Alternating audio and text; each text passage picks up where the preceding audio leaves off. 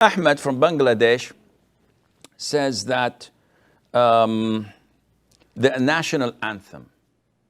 National anthem, generally speaking, has music. It is played usually when they're raising the flag or saluting the flag or in national events.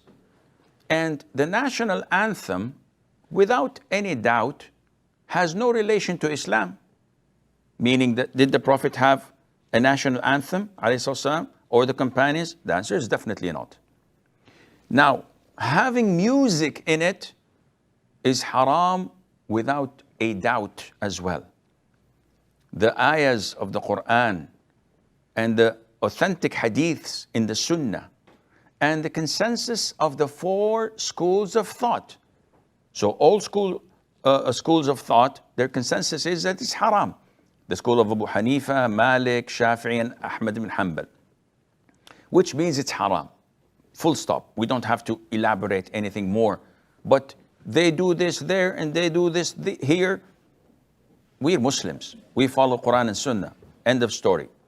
Now, if Brother Ahmed is claiming that there is a national anthem that has no shirk, that has no music, that is filled with tawheed and praising the country we live in, I see no problem, none whatsoever in doing it.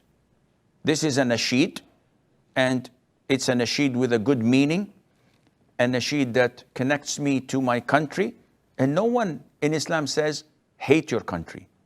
Especially if your country is calling for tawheed and calling for Islam, definitely you have to and you must love your country. And this is not nationalism.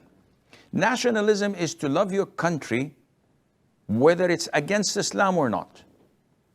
So it doesn't matter whether it is with Islam or idle or against Islam. You love it despite of all of that. And this is wrong. Such nationalism is wrong. We don't love the country because it's soil.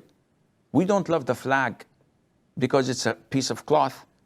We love what the country calls for.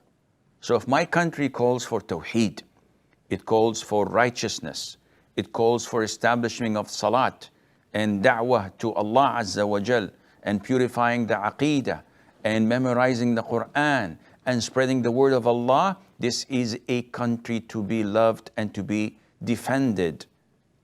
But if your country is against Islam and hates Muslims and puts them in jail and fights Islam and the Muslims, definitely this is not a country to live, let alone to love.